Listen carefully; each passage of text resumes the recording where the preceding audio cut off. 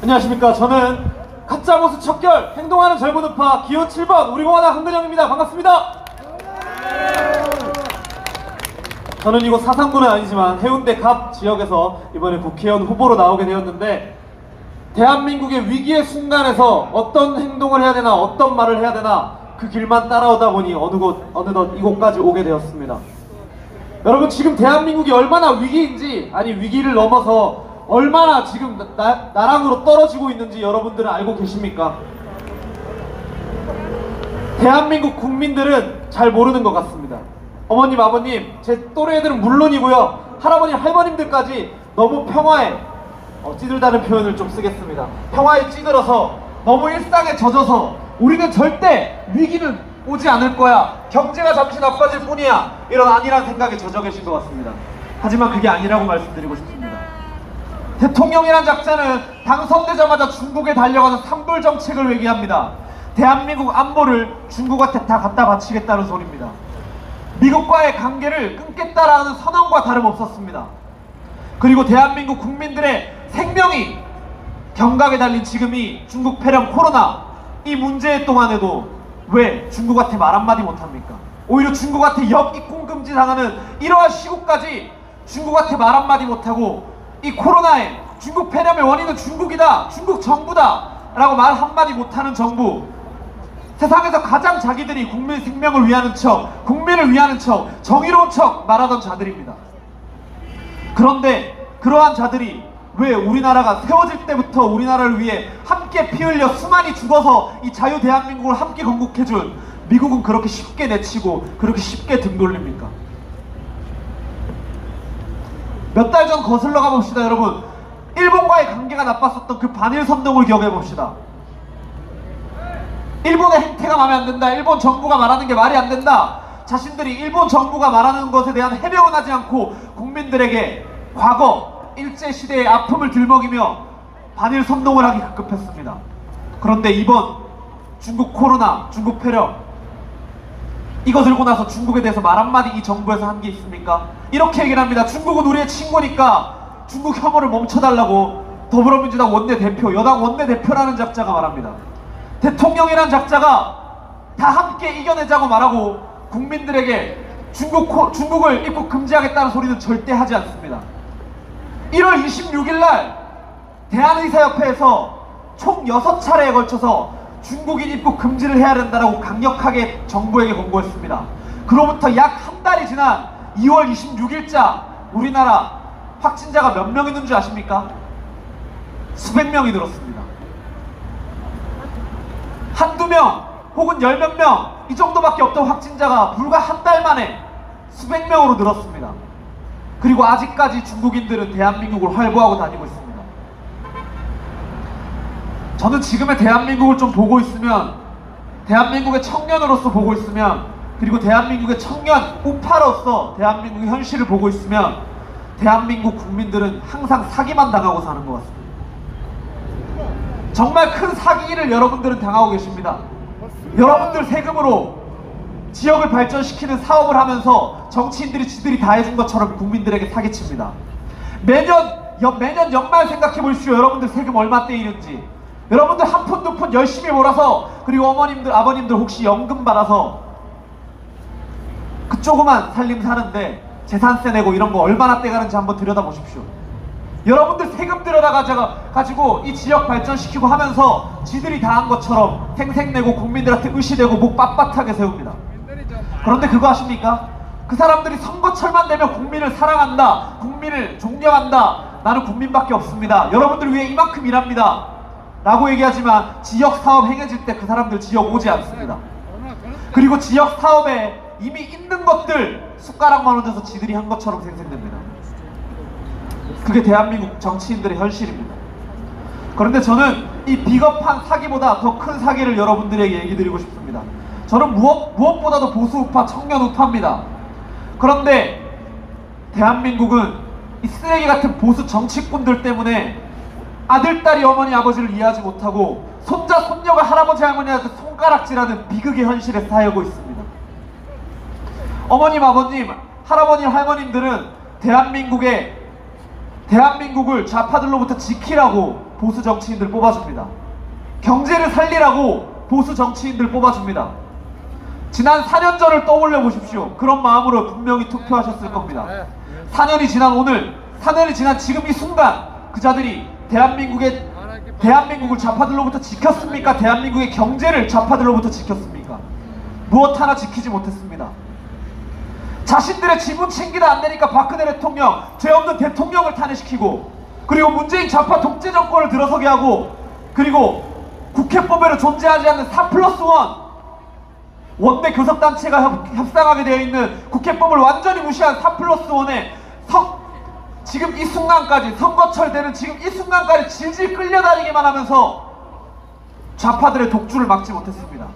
그들은 그렇게 얘기합니다. 문재인이 다 잘못하는 거라고, 자기들이 잘못 없다고, 문재인이 너무 세서 너무 독재를 하고 있어서 자신들이 막지 못하고 있다고. 개소리 하지 말라고 하십시오. 개소리 하지 마. 더불어민주당이, 문재인이 함께하고 있는 겁니다. 대한민국 헌법상 대통령 혼자서 이렇게 마음대로 정책을, 이렇게 마음대로 법을, 이렇게 마음대로 시행을 할 수가 없습니다. 그것을 더불어민주당이 발맞춰서 2인 삼각 잘 하고 있기 때문에, 정의당이 잘 하고 있기 때문에, 그리고 호남 정당들이 같이 발맞춰서 4+1이라는 괴물로 함께 해줬기 때문에 할 수 있었던 겁니다. 근데 여러분, 지난 몇 년 전을 되돌려 봅시다. 박근혜 대통령 정권 때를 되돌려 봅시다. 박근혜 대통령 무엇을 했습니까? 국민의 생명을 지키기 위해서 김정은 3대 독재 정권과 싸웠습니다. 개성공단을 철폐시키고 북한의 자금줄을 옥죄었습니다. 전 세계와 공조해서 북한을 완전히 도안에 든 쥐로 만들었습니다. 정말 이분과 함께라면, 이분 임기가 마칠 때쯤이면 정말 자유민주주의 체제로 대한민국이 통일될 수 있을 것 같았습니다. 한반도가. 친북 교사집단 정교조를 법의 노조와 만들고 악성노조 민노총을 완전히 무력화시켰습니다. 대한민국 청년들이 일자리를, 민노총이 일자리 세습하는 거를 싹 다 금지시켜서 그 일자리 혜택을 청년들에게 돌려줬습니다. 그렇게 대한민국 경제를 발전시켰습니다. 그랬던 대통령을 지들 지분 챙기자고 자신들이 박근혜 대통령 덕본 걸 모르고, 지들이 내가 너 박근혜 대통령 만들었잖아, 우리 지분 내놔, 그거 안 들어주니까 박근혜 대통령 등 뒤에 칼 꽂고 탄핵했습니다. 그로부터 3년이 지났습니다. 박근혜 대통령과 최순실과의 국정농단 연결고리가 아직까지 단 하나도 나오지 않았습니다. 최순실이 무슨 잘못을 저질렀고 무슨 비리를 했고 저는 그런 거 사실 잘 모르겠습니다. 하지만 법원에서 아직 3년이 넘는 시간 동안 단 하나의 증거도 박근혜 대통령과 최순실의 연결고리를 찾지 못했습니다. 현금도, 오간 뇌물 증거도, 그리고 그 어떠한 정황도 찾지를 못했습니다. 그래서 2번의 파기환송을 했죠. 박근혜 대통령 지금 실형 살고 있습니다. 무엇으로 살고 계신지 아십니까? 선거 개입으로 살고 있습니다. 문재인 울산시장 선거 개입했지 않습니까? 탄핵돼야 되는 거 아닙니까 그러면? 맞습니다. 자기 친구를 아친 사람입니다. 그게 진짜 탄핵감 아닙니까 그러면? 맞습니다. 하지만 더불어민주당 뿐만 아니라 미래통합당에서도 탄핵의 티읕자도 나오지 않습니다. 필요가 없거든요. 그리고 지금 미래통합당이라는 작자들이 들고 나오는 슬로건이 공통된 게 하나가 있습니다. 나라를 살리자, 경제를 살리자. 대한민국 3년 동안, 지난 3년 동안 대한민국 경제를 수십 년에 성장해왔던 그 기반을 완전히 다 잃었습니다. 저는 저는 부경대에서 석사 전자공학과 반도체 전문 전공을 하던 그 재학생이고 지금 휴학하고 있습니다. 제가 정말 정치에 분노했던 거는 사실 태극기 들고 진실 들고 나왔다가 정치에 관심 갖고 보니까 이 나라의 정치인들이 대한민국의 반도체, 이 나라의 기틀 산업인 반도체의 기술을 중국에, 세계로 다 팔아넘기고 있구나, 그러한 확신 속에서 제가 정치에 관심을 갖게 되었습니다. 그런데 3년 동안 대한민국 허리 중추산업 다 부서질 동안 미래통합당은 어디 있었고 자유한국당은 어디에 있었습니까? 절대 독재 학법을 만들 수 있는, 절대 독재를 만들 수 있는 공수처 법안이 통과될 때 그들은 어디 있었습니까? 우리공화당은 그 앞에서 목숨 걸고 투쟁하고 있었습니다. 한 분이 분신 자살을 했습니다. 시도를. 그런데 그들은 어디 있었습니까? 여러분들 좀 있으면 투표하시겠지만 정당 투표용지가 40몇 cm입니다. 대한민국 역사상 가장 깁니다. 그러한 투표용지를 낳은 연동형 비례대표제, 뭐 위성정당 낳고 거대정당 2개 지금 하고 지금 난리 났잖아요. 그러한 꼼수 정치 누가 나왔습니까? 누가 통과되게 아무것도 못했습니까? 100석이 넘는 정치인이라는 게, 국회의원 의석수라는 게 그렇게 만만한 게 아닙니다. 하지만 그들은 아무것도 하지 않았습니다. 연동형 비례대표제가 되면 자신들 의석에 도움이 될 것 같았거든요.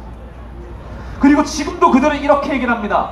자기들 미래한국당이 비례정당 득표율 1위라고, 퍼센테이지 1위라고, 우리가 나라 지킬 수 있다고, 문재인으로부터 나라 지킬 수 있다고 개소리 하지 말라고 하십시오. 1등 미래한국당 빼고 2등, 3등, 4등, 4등, 5등 다 합쳐보십시오. 미래한국당 정당 지지율의 2배가 넘습니다. 더불어시민당, 정의당, 그 다음에 뭐 민생당 많잖아요. 뭐 열린민주당, 걔네 4-5개 정당들, 좌파 정당들 다 합치면, 민중당까지 다 합치면 미래한국당 정당 지지율의 2배가 넘습니다. 21대 국회도 그럼 또 끌려만 다니겠네요. 20대 국회 4+1에 아무것도 못했던 것처럼 또 끌려만 다니겠네요. 그러면서 지들이 나라 지켜주겠다고 합니다. 하지만 그들은 지들 자리 챙길 욕심, 지들 기득권 유지할 욕심밖에 없습니다. 그리고 청년들이 저한테 그렇게 얘기를 합니다. 제 친구들이. 나 네 말 맞는 거 알겠고, 대한민국 경제가 보수가 말하는 경제 정책이 맞는다는 거 이제 이해했는데, 나 그래도 저놈들 못 뽑겠다고, 저 쓰레기 같은 놈들 못 뽑겠다고, 지들 욕심만 챙기고 국민들 병신 호구로 보는 저놈들 도저히 못 뽑겠다고 그렇게 저한테 얘기를 합니다. 맞습니다. 그리고 그들은 그런데도 빨갱이들보단 나라고 찍어주는 어머님, 아버님, 할아버지, 할머니들을 제 친구 또래 아들, 딸들이 이해를 못하는 겁니다. 저는 그 비극의 고리를 반드시 끊고 싶습니다. 아들, 딸이 어머니, 아버지를 이해할 수 있는, 손자, 손녀가 할아버지, 할머니를 이해할 수 있는, 보수가 절대로 기회주의 그리고 자신들 욕심에만 적철된 게 아닌, 보수는 희생하고 책임지는, 헌신하는 그런 것이라는 것을, 보수의 멋을 국민들께 보여주고 싶습니다. 힘든 도전이고 어려운 도전이고 불가능한 도전일지 모르겠습니다. 하지만 제 목 다 불살라, 제 몸 다 불살라, 그리고 우리 공화당의 이름이 깃발이 휘날리는 한 목숨 걸고 끝까지 싸워보려고 합니다. 그리고 이곳 사상고에는 또 사상전에 최전선에서 교육자로서 학생들에게 우파 역사를 가르쳐준 이주청 교수님이 계십니다. 이런 분들과 함께라면 그 미래가 꿈이 아닐 거라고 생각합니다. 우파의 멋이, 어머님, 아버님들이 살아온 그 삶이 거짓이 아니고 잘못된 게 아니라는 것을 증명해 주십시오. 우파는 이길 수 있습니다. 그리고 우파는 비겁하게 행동하지 않습니다. 기호 7번 우리공화당 꼭 믿어주십시오. 감사합니다.